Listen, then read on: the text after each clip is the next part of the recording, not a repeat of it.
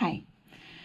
Today we're going to talk about the basics of tracing off a block, which is also sometimes known as a sloper, and how using the right equipment, as in our Pattern Master, this can really aid in the process.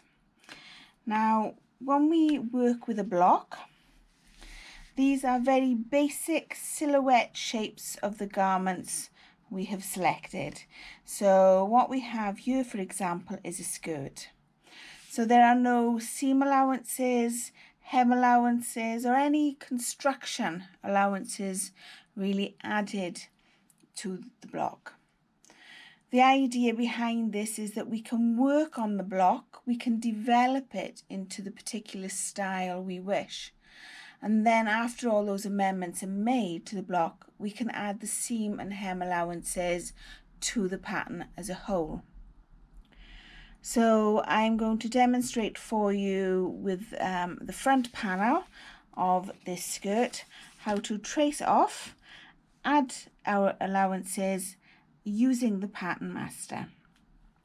So first of all, if we recall our equipment list video, when we are talking about tracing off a pattern, we want to make sure we use a hard lead pencil, for example, minimum of 4H, or you can use a mechanical pencil as well if you would prefer. But we need a nice sharp point to ensure accuracy when tracing off our pattern.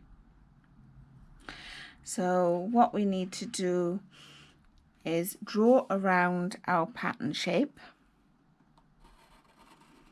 making sure we transfer any markings as we go. So I've drawn in our notch, we're coming down the side seam, around the hem, and down the centre front. We also need to make sure we mark the base of the dart. As we talked through on our equipment video, if you've watched that, we used an awl to make the hole first, so it's easy just to put the pencil in to transfer the hole. So then we have the shape of our dart. So what I need to do now is join our dot, our apex of our dart, to the base where we had those notches marked. So then I'm going to use the Pattern Master, and if you look here, this central line here has 90 degrees marked on it. So if we place this line on the center front line of our pattern piece, this edge of the Pattern Master is then at 90 degrees. So we are drawing it perpendicular to the center front line, which is 90 degrees. So we are placing our 90-degree line on the pencil line we have drawn, and then we're joining the two together. Now it's important that we transfer as much information onto our patterns as there is on the original block. So if I put this here for reference, we can see I've written that this is a dart. Okay. We also know that this, we have it labelled here, is our waist. This one here is our centre front. And the centre front is also our grain line. It is very important to have your grain line marked on all your patterns. We can see this outside edge is the side seam, which would make this edge here our hemline. So what we want to do now is to add our seam allowances to create this into a pattern. I know the block I used was a size 12, so I'm going to write on here that it's a size 12, and I'm going to say that I want it to cut 1, and I'm going to put a 1 centimeter seam allowance,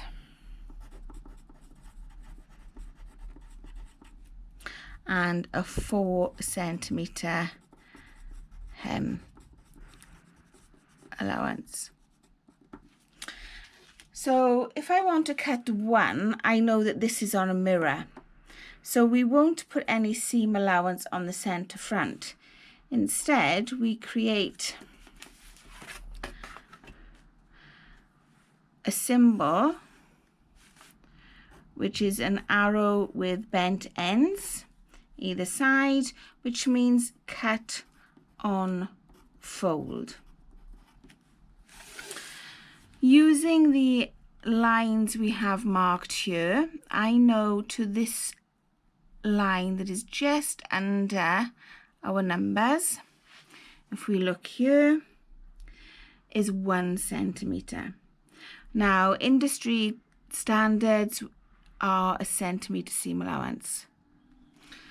So if I place that line on my pencil line, I can use that to mark around my pattern piece and create my seam allowance. So this is a lot easier than measuring centimeter, centimeter, and so on, and joining the dots. So again, likewise down the outer edge of our side seam, I'm putting this line, our line here, that measures a centimeter on our pencil line and drawing down. Now I'm going to continue past the base line here, which is our hem line, because I want to put a 4 centimeter hem allowance. So again, if I look at the edge of our pattern master, it goes up to 6. So the line of number 4, I can just place on the hem line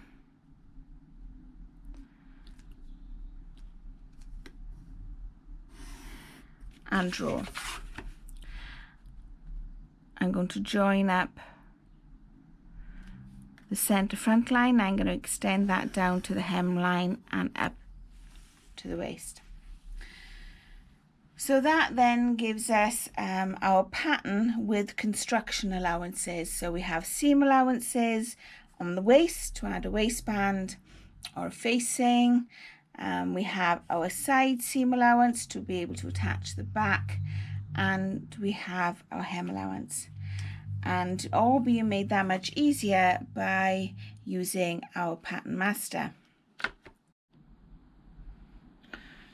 So once we've drawn round our pattern, the next thing we have to do is cut it out and transfer our notches. Now at the moment we know there was a notch that extended from the hip line on the block, and there would have been notches at the top of the dart. So I've extended my lines in the same directions just to get to those points. Now if you don't have a notcher, we can put a T shape in these areas to remind us that they are notches. Now the notches are essential, as when we then join this to another piece, it's the notches that we align together so we know we have the correct pieces together. But when you just have a little T mark like this, it is very easy to just draw around your pattern on fabric and forget that there is a notch. But if we use a notcher, this actually cuts out a little bit in your seam allowance. Now it has to be a small amount. It has to be maintained within your seam allowance. Don't go too far, because once we've made the garment, these are meant to be invisible. These are just there to help you during the construction to get the right pieces together. So then with our notcher, we can put those in, and then our pattern is ready to use. The Pattern Master also becomes essential when we draft blocks.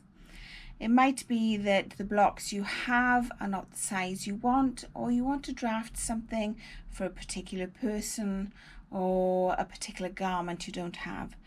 So having the access to the right equipment helps immensely here, and the Pattern Master is one of those pieces. So what I've got here is just the Winifred Aldridge book, and we're just going to do the first couple of steps of drafting one of these blocks, just to show you the application of using the Pattern Master. So when we draft, we always start off with a straight line first, because everything works off our first line. Then all we need to do is, with the book, is just follow these step-by-step processes. Everything we need to draft the block is written in here. And it is important that we just read each sentence completely and make sure we follow everything they do. So I'm just going to do a couple of steps just as an example. So the first step is we're starting off anywhere on the line as point 0. Then it is asking me from 0 to 1 is 1.5. So then, using my Pattern Master, I can measure down this line 1.5, and I can make that 0.1. Then when it asks us to square across or draw a line that is perpendicular to the line we already have, we know we are using our 90-degree line again. So we place this on the first line we have drawn, and we can square across, and the line is perpendicular, which means at 90 degrees to our original line. Other advantages of the Pattern Master, due to the curves that are within its design, is when we have to draw neck edges and armhole edges, anything that a curve, this can help us with. So what I've done here, I know that 1 to 9 is our back neck. So if we're not sure how to draw in our line, we can use the Pattern Master to join up number 9 and number 1 in a curve, and use this to help to draw in our lines. And the same can work for the armhole, as you have a nice deep curved edge here.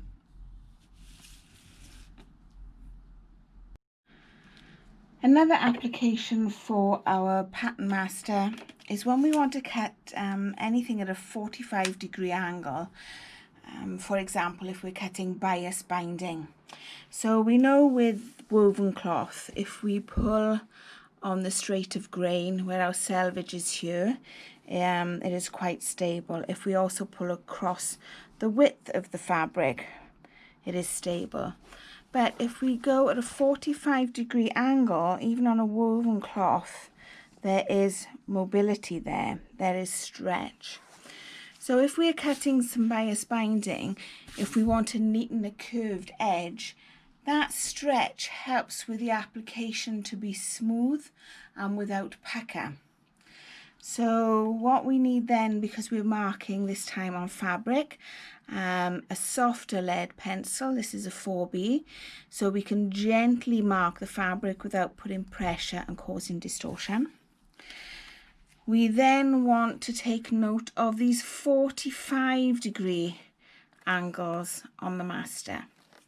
So what I'm going to do, I'm going to place one of these 45-degree lines on top of, or in line with, the selvage of my fabric. Then if I draw a line, this is at a 45-degree angle, which is what we call the true bias.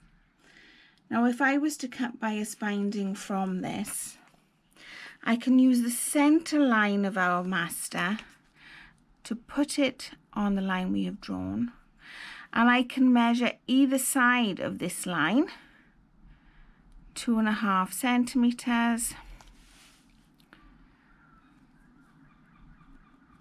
either side. Let's just turn it around the other way. Again, we can join up the line, measure 2.5. We can join our marks together.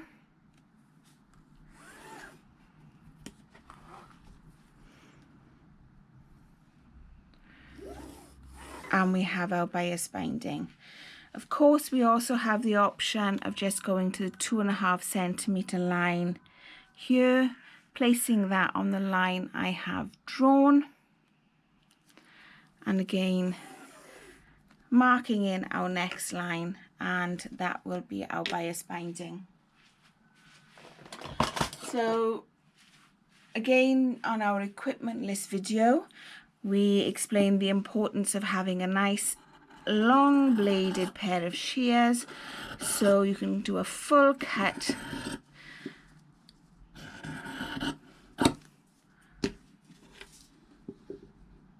Again, being as accurate as you can, following the line, resting the shears on the table to take the weight. You're just moving it across, and if I cut that off, we'll be able to see how this stretches. So what we'll do, we will mark 0.0 and we will mark 10 centimeters. And we can see that we can stretch this easily. So this helps when we are binding and we are working around curved edges. So it lends itself, it manipulates around the shape without causing pucker and distortion. So thank you for listening. That's just a few ideas to help you with the use of your Pattern Master.